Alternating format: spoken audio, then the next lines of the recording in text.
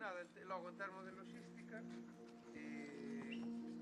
vamos facer... O laboratorio é un espacio vivo desde o cal, partindo da historia, da tradición dun lugar, como é o Barbanza, podemos, desde abaixo para arriba, imaxinar como transformar as nosas paisaxes, os nosos territorios, procurando un futuro máis resiliente, máis sostíbel, no que as comunidades teñan un papel importante a hora de tomar as decisións chave e na de imaxinar esas alternativas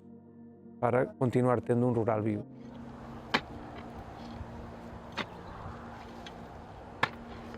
Montescola é un actor que neste laboratorio facilita un pouco esa implicación tanto das comunidades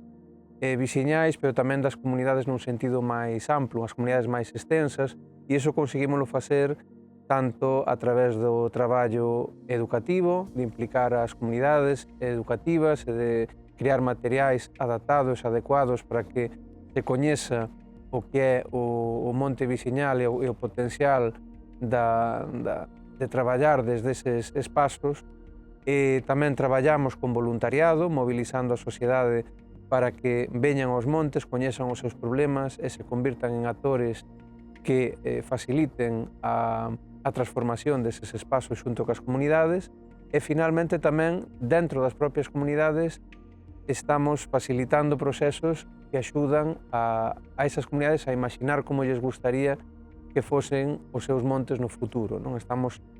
axudando a realizar ese exercicio de visionado para levarnos de onde estamos hoxe a onde nos gustaría estar daqui a décadas, tamén desde esa óptica dun traballo que se fai hoxe, pero que se fai pensando nas xeracións futuras. Estamos nun territorio fondamente humanizado, antropizado, e que ten moitos desafíos que se fan notar cada vez máis no contexto do cambio climático. Está o problema dos lumes, que teñen unha recurrencia, digamos, estacional ou cada poucos anos, casi cíclica. Temos o problema das especies invasoras, que tamén é outra cara da moeda tamén dos lumes. E isto todo no marco dun contexto de grandes extensións de monocultivos con especies pirófitas que todo xunto representa unha combinación explosiva e que precisamente temos que tentar abordar a través de formas de xestión alternativas, que poña en valor outros usos, outras posibilidades, que volte tamén partindo desa historia, desas tradicións, que volte a poñer en valor a necesidade de ter animais no monte, sexan cabalos, sexan cabras, sexan grandes herbívoros salvaxes que nos axuden, digamos, nese papel de crear un territorio máis resiliente a todos estes problemas e, ao mesmo tempo, facilitando a recuperación da biodiversidade e dos ecosistemas e dos servicios ecosistemas que ese conxunto ofrece á poboación, desde a auga que bebemos ata a seguridade de poder estar nas nosas aldeas seguras de non ter que expornos aos riscos que, por exemplo, supoñen os incendios.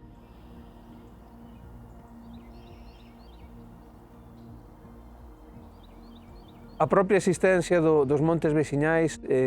a esta escala e de comunidades vivas que xestionan eses territorios é un feito diferencial de primeira orde. Moita xente que ven de fora fica asombrada con esa capacidade de autoxestión e tamén de innovación, no sentido en que temos aquí máis de 3.000 comunidades, as 3.000 comunidades de montes, unhas 2.700 comunidades de montes, cada unha con realidades